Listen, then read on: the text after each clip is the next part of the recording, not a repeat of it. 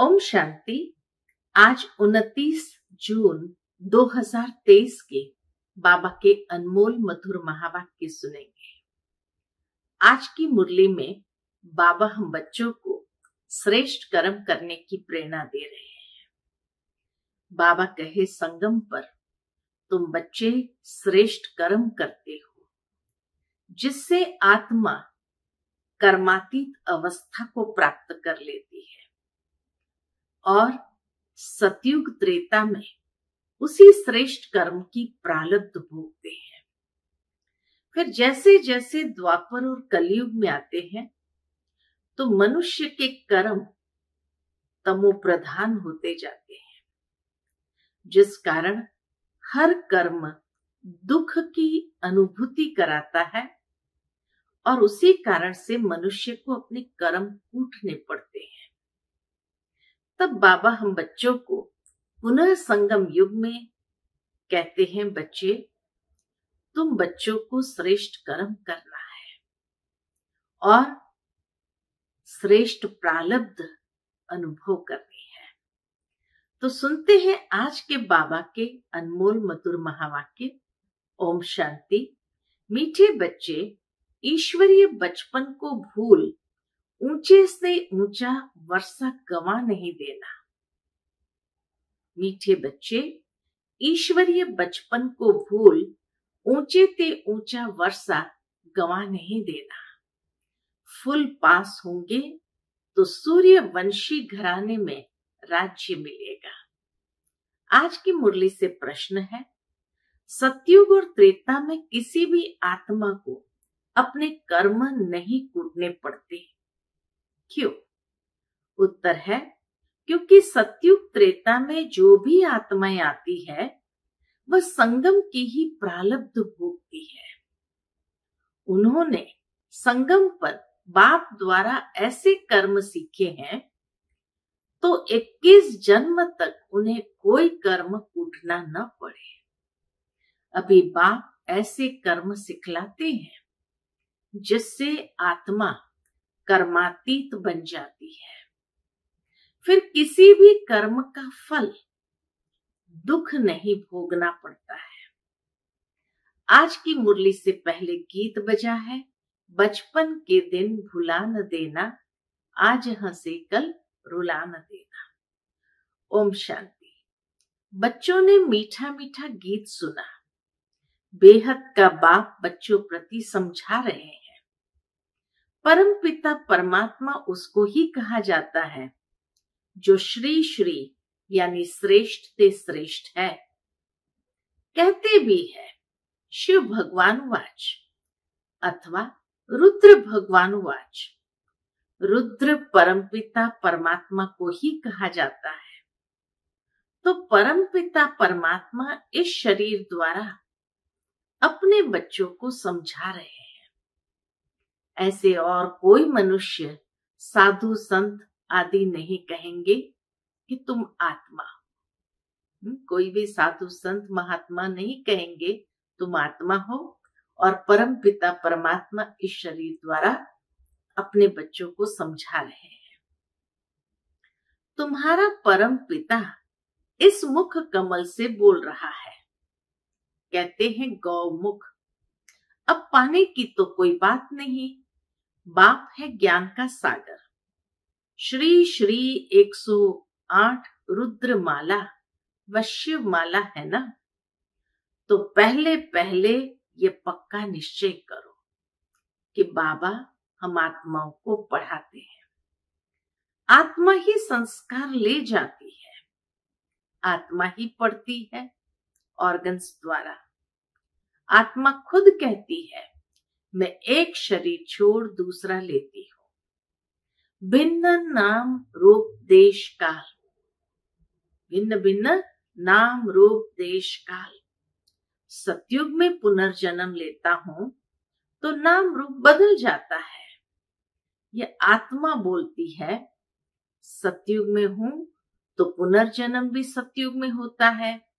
अथवा बाप समझाते हैं तुम स्वर्ग में हो तो पुनर्जन्म वहां लेते हो। फिर नाम रूप बदलता जाता है। बाप निराकार शिव बाबा इस रथ में आकर समझा रहे हैं, बच्चे अब तुम हमारे बच्चे बने हो, तुमको बहुत खुशी चढ़ी हुई है।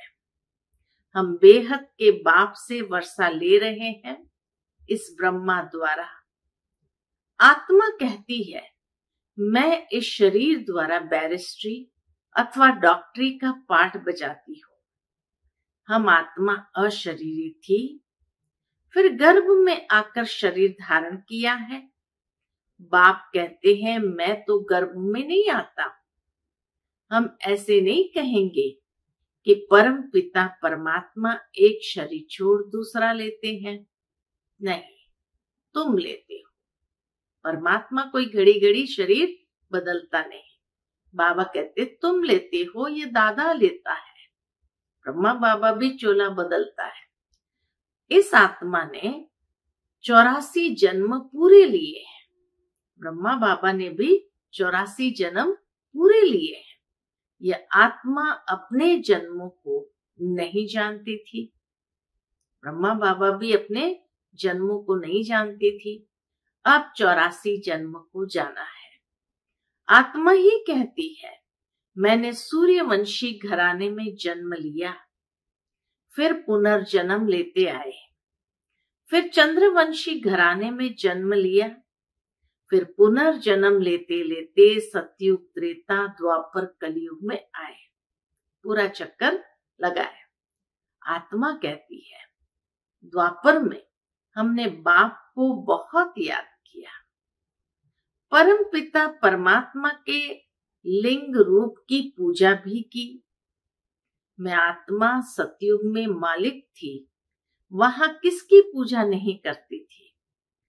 स्वर्ग में भक्ति होती नहीं, आधा कल्प भक्ति की। अब फिर बाप के सन्मुख आए हैं। अभी तुम सब निराकार बाप के सन्मुख आए हो साकार द्वारा। बाप कहते ये ईश्वरीय जन्म भूल नहीं जाना। कहते हैं बाबा ये तो बड़ा मुश्किल है। अरे मुश्किल क्या बात है? बाबा कह रहे मुश्किल क्या बात है? तुम आत्माओं का बाप मैं हूं। मैं आया हूं तुमको पतित से पावन बनाने। तुम स्वर्ग की बादशाही करने लिए पढ़ते हो। सतयुग में बादशाही करने के लिए ही पढ़ते हैं। ज्ञान के संस्कार मुझ परमपिता परमात्मा में है, इसलिए मुझे ज्ञान सागर मनुष्य सृष्टि का बीज रूप कहते हैं। खुद कहते हैं बरोबर मैं रचयिता हूं, मैं परम धाम में रहता हूं। मैं यहाँ एक ही बार आता हूं, संगम युग पर एक ही बार आता हूं, जबकि मुझे पढ़ाना होता है। पतित सृष्टि में आकर पावन बनाता हूं। शिव बाबा पतित सृष्टि में आकर पावन बनाते हैं। जरूर पतित ही याद करेंगे, सतयुग में पावन तो याद नहीं करेंगे। ऐसे तो कोई नहीं कहेंगे कि आकर हम आत्माओं को पतित बनाओ, ऐसे तो कोई नहीं गाएगा। नहीं, पतित माया ने बनाया है, तब कहते हैं पावन बनाओ। आत्मा की चाहना है कि हम पावन बने, तो तब पुकारती है पावन बनाओ। परंतु उन्हों को ये पता नहीं है कि मैं कब आता हूं। मैं आता ही हूं संगम पर, और कोई समय नहीं आता हूं। अभी आया हूं तो मीठे बच्चों ने हमारी गोद ली है। जानते हो बाबा फिर से प्राचीन राजयोग सिखलाते हैं, जिससे भारत पावन बनता है। यह है निराकार ईश्वर की पाठशाला। निराकार बाबा कहते हैं मैं इस तन में आता हूं। ये ब्रह्मा तुम्हारी बड़ी मम्मा है। वह मम्मा सरस्वती जगदम्बा है, ब्रह्मा की बेटी। बड़ी मम्मा पालना तो नहीं कर सकती। बाबा कहे बड़ी मम्मा पालना तो नहीं कर सकती, इसलिए वह जगदम्बा मुकरूर रखी है। बड़ी मम्मा माना ब्रह्मा बाबा पालना तो नहीं कर सकती, इसलिए वह जगदम्बा मुकरूर रखी है। इसके यानी ब्रह्मा के शरीर को जगदम्बा नहीं कहेंगे। ये माता पिता है, ये ब्रह्मा माता भी है। वर्षा माता से नहीं मिल सकता, वर्षा फिर भी बाप से मिलेगा। इस ब्रह्मा माता के तुम मुख वंशावली हो। बाप कहते हैं, बच्चे मेरा बनकर तुम स्वर्ग की बादशाही लेने लिए पुरुषार्थ करते करते फिर कहा माया की युद्ध में हार नहीं जाना, भाग नहीं जाना। ये ईश्वरीय बचपन भुलाना नहीं। अगर भुलाया तो रोना पड़ेगा। तो बी के सरस्वती, ब्रह्मा कुमारी सरस्वती जिसको जगदम्बा कहते हैं, तो ब्रह्मा कुमारी सरस्वती जिसको जगदम्बा कहते हैं, वह पालना करने निमित्त बनी हुई है। ये ब्रह्मा पालना कैसे कर सके? कलश पहले पहले इन्हों को मिला है। किसको? जगदम्बा सरस्वती को। तो कलश पहले पहले इनको मिलता है। पहले इनके कान सुनते हैं, फिर जगदम्बा है संभालने के लिए। सबसे पहले तो ज्ञान सुनता है ब्रह्मा बाबा, फिर संभालने के लिए है जगदम्बा। अब बाप कहते हैं, मैं संगम युग पर आया हूं तुमको वापस ले जाने। जैसे धर्माओं मास जिसको पुरुषोत्तम मास कहते हैं ना, वैसे यह भी पुरुषोत्तम युग है, जहां उत्तम से उत्तम पुरुष बनना होता है। पुरुषोत्तम माना उत्तम ते उत्तम पुरुष कौन? यह श्री लक्ष्मी नारायण। यह नर नारी ऊंच ते ऊंच कैसे और किस द्वारा बने? बाप कहते, मेरे द्वारा। मेरा नाम भी है श्री श्री श्रेष्ठ ते श्रेष्ठ। ऐसा श्री नारायण जैसा मनुष्य मैं बनाता हूं, पतितों को पावन बनाता हूं, जिससे फिर ऐसे लक्ष्मी नारायण पुरुषोत्तम और पुरुषोत्तमनी बनते हैं। बाप कहते, बच्चे देह सहित देह के जो भी संबंध है, क्या करो? सबको भूलते जाओ, मुझ एक के साथ योग लगाओ। तुम कहते हो हम बाप के बच्चे बने हैं, बाप के स्थापन किए हुए स्वर्ग के हम मालिक बनेंगे। बाप कहते हैं, माम एकम याद करो। यह है आत्मा की अथवा बुद्धि की यात्रा। धारण सब आत्मा को करना है। शरीर तो जड़ है, आत्मा की प्रवेशता से ये चैतन्य बनता है। तो बाप समझाते हैं, लाडले बच्चे, ये याद की मंजिल बड़ी लंबी है। तीर्थों पर तो मनुष्य चक्कर लगाकर लौट आते हैं, तीर्थों पर तो कभी विकार में नहीं जाते हैं। क्रोध लोभ आदि हो जाए परंतु पवित्र जरूर रहेंगे। फिर घर में लौट आते हैं तो अपवित्र बन पड़ते हैं। इस समय सबकी आत्मा भी झूठी तो शरीर भी झूठे हैं। लक्ष्मी नारायण की राजधानी से लेकर जो भी आत्माएं आती गई है, इस समय सब पतित है। सतयुग में बेहद का सुख शांति पवित्रता रहती है। कलयुग में तीनों ही नहीं है। घर घर में दुख शांति है। कोई कोई घर में तो इतनी अशांति होती है जैसे नरक है। आपस में बहुत लड़ते झगड़ते रहते हैं। तो बाप कहते हैं, ये बचपन भुलाना नहीं। अगर भूले तो ऊंच ते ऊंच वर्षा गंवा देंगे। भुला दिया, फारकती दे दी तो अधम गति को पाएंगे। अगर श्रीमत पर चलेंगे तो श्रेष्ठ श्री लक्ष्मी नारायण बनेंगे। फिर त्रेता में 2 कला कम हो गई, इसलिए उनको क्षत्रियपन की निशानी दे दी है।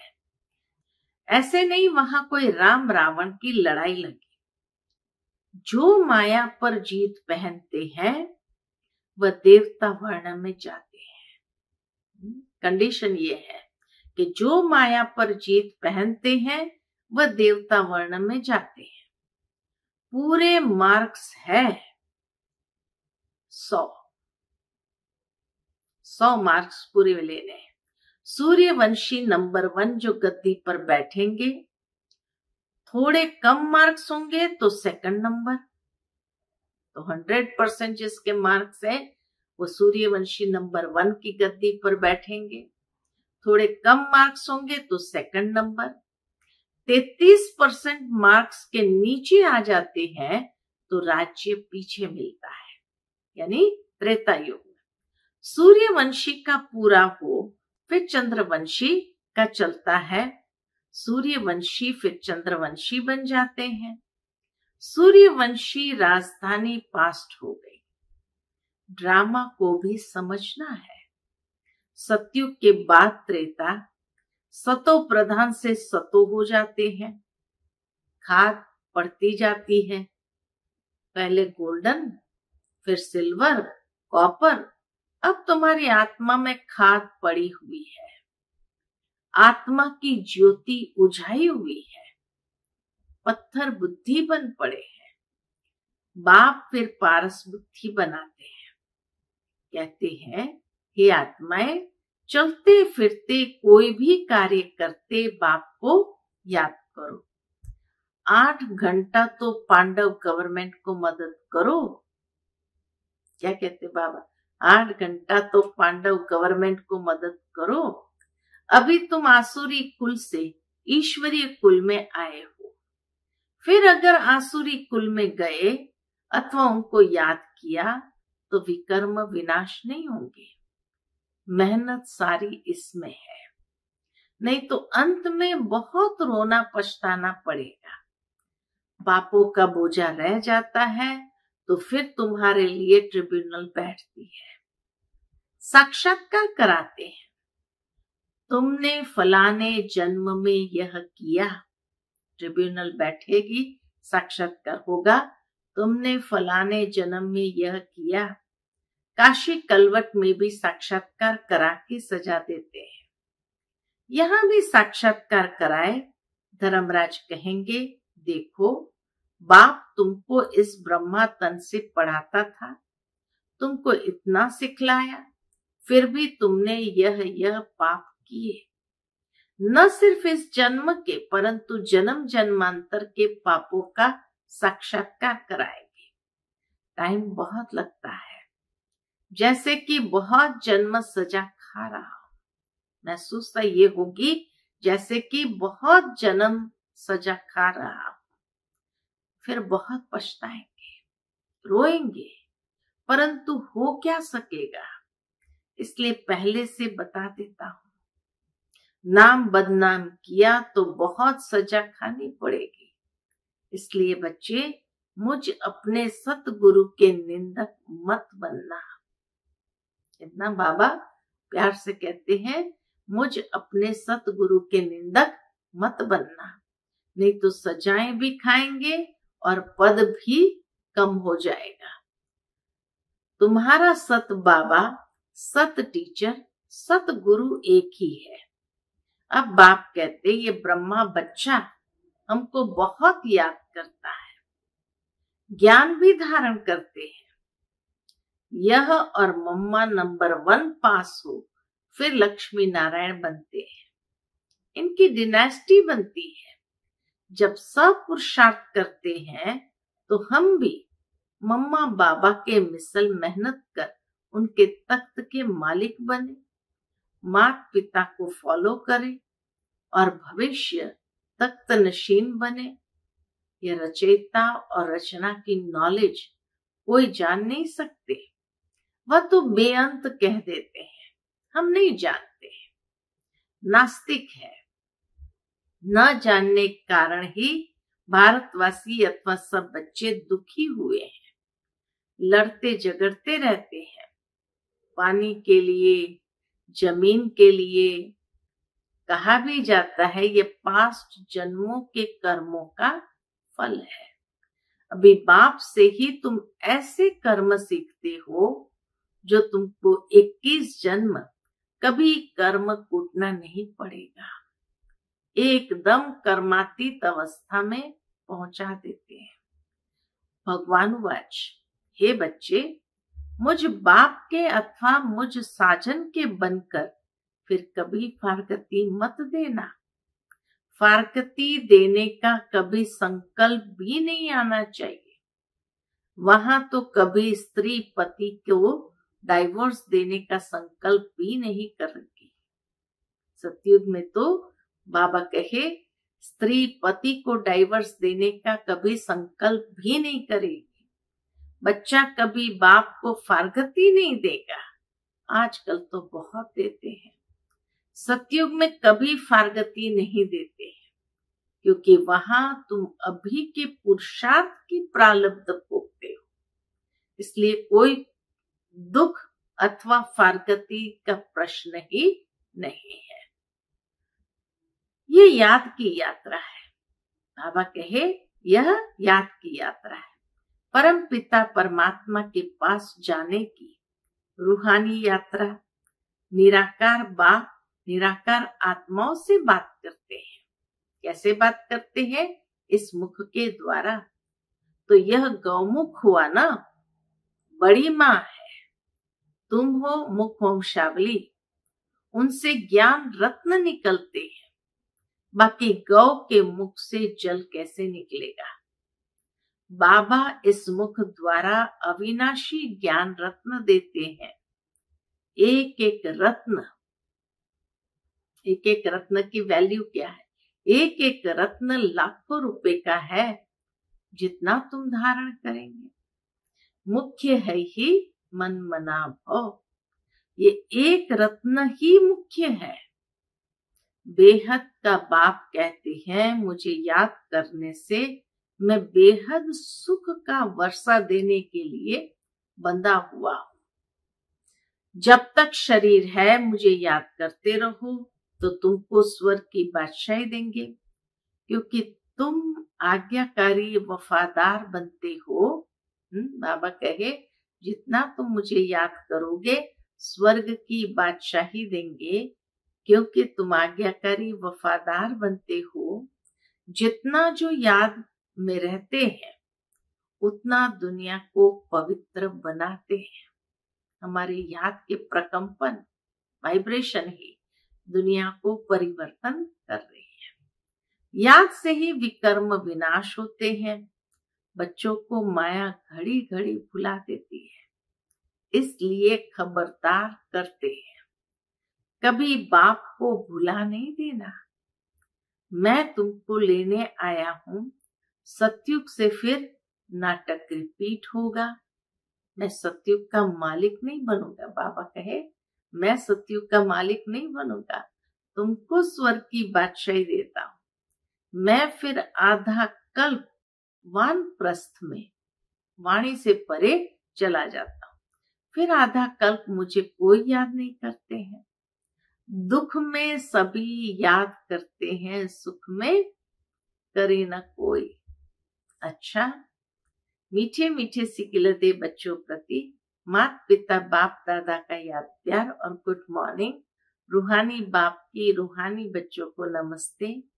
हम सब रूहानी बच्चों की रूहानी माता पिता बाप दादा को याद प्यार गुड मॉर्निंग और नमस्ते। नमस्ते, शुक्रिया बाबा, शुक्रिया।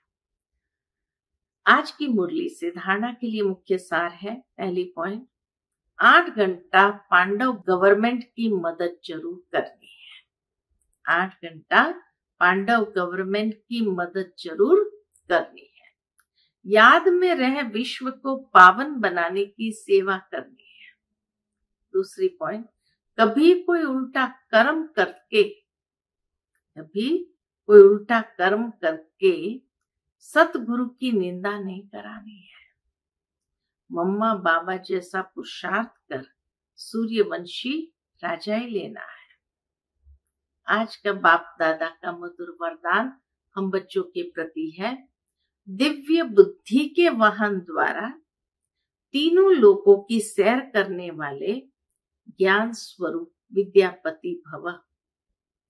दिव्य बुद्धि के वाहन द्वारा तीनों लोकों की सैर करने वाले ज्ञान स्वरूप विद्यापति भव। दिव्य बुद्धि अर्थात होली हंस बुद्धि।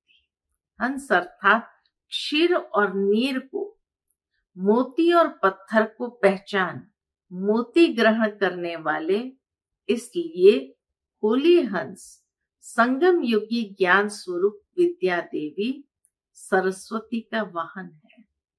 आप सभी ज्ञान स्वरूप हो, इसलिए विद्यापति या विद्या देवी हो। वह वाहन, बाबा के दुनिया के वाहन दिव्य बुद्धि की निशानी नहीं है। इस दिव्य बुद्धि के वाहन द्वारा आप तीनों लोकों का सैर करते हो। ये वाहन सभी वाहन से तीव्र गति वाला है। जितने भी वाहन बनाए हैं उन सब से ये वाहन दिव्य बुद्धि का तीव्र गति वाला है। आज का स्लोगन है, अपनी सर्व शक्तियों को अन्य आत्माओं के प्रति विल करना ही सर्वश्रेष्ठ सेवा है। अपनी सर्व शक्तियों को अन्य आत्माओं के प्रति विल करना ही सर्वश्रेष्ठ सेवा है। अच्छा, ओम शांति।